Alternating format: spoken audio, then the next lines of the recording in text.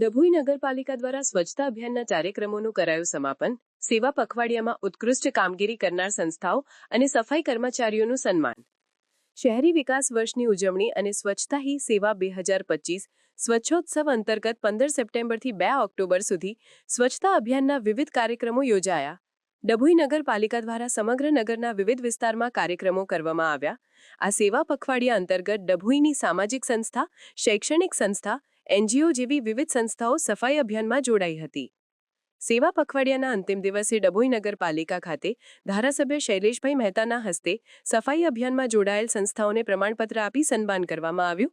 સાથે જ આ દરમિયાન સફાઈ કર્મચારીઓ દ્વારા સુંદર કામગીરી કરી હોય તેવા કર્મચારીઓને પણ 10,000ની રકમનો ચેક આપી તેઓની કામગીરી બિરદાવી અને પ્રમાણપત્ર આપવામાં આવ્યા હતા.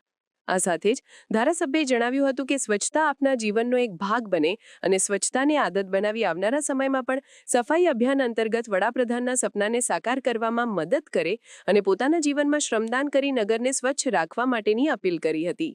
આ પ્રસંગે ધારાસભ્ય શૈલેષભાઈ મહેતા સહિત ડભોઈ નગરપાલિકાના ચીફ ઓફિસર જયકિશન તડવી, પાલિકા પ્રમુખ બિરેનભાઈ શાહ, પાલિકા પ્રોજેક્ટ મેનેજર મહેશભાઈ પરમાર, ભવિષ્યબેન પરમાર અને સેનેટરી ઇન્ચાર્જ મહેશભાઈ વસાવા ઉપસ્થિત રહ્યા હતા.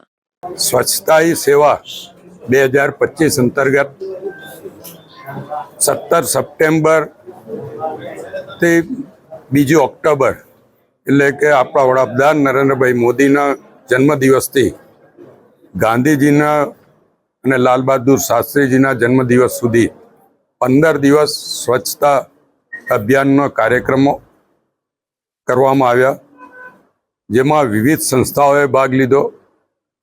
વિવિધ સામાજિક સંસ્થાઓ, શૈક્ષણિક સંસ્થાઓ, એનજીઓ દ્વારા સફાઈ અભિયાનમાં ભાગ લીધો અને પખવાડિયા દરમિયાન સ્વચ્છતા પ્રત્યે લોકોને જાગૃત કરવા માટેના પણ કાર્યક્રમોનું આયોજન કરવામાં આવ્યું. ડભોઈ નગરપાલિકા ખાતે આજે જે ડભોઈ નગરની સંસ્થાઓએ આમાં ભાગ લીધો અને સુંદર કામગીરી કરી એ તમામ સંસ્થાઓને પ્રશસ્તિપત્ર આપીને એમનું સન્માન કરવામાં આવ્યું. સાથે સાથે જે સફાઈ કર્મચારીઓ સુંદર કામગીરી કરી એમને પણ 10,000 જેવી માતબર રકમના ચેકો અને પ્રશસ્તિપત્ર આપીને એમનું પણ સન્માન કરવામાં આવ્યું. સ્વચ્છતા આપણા જીવનનો એક ભાગ બને એવી અપેક્ષા સાથે આ તમામ સંસ્થાઓને વિનંતી કરી છે કે આપણા વડાપ્રધાને જે અભિયાન હાથ ધર્યું છે સ્વચ્છ ભારતનું, એમાં આપણે સૌ સહયોગ આપીએ.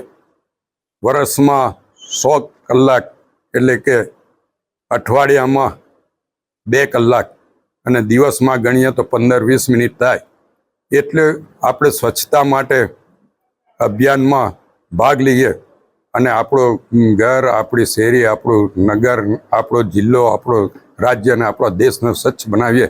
એ જ અભ્યર્થના સાથે આમાં ભાગ લેનાર તમામ સંસ્થાઓને શુભેચ્છા આપું છું, અભિનંદન આપું છું ને આ જ રીતે ડભોઈ નગરને સ્વચ્છ બનાવવામાં સહયોગ આપશે એવી અપેક્ષા રાખું.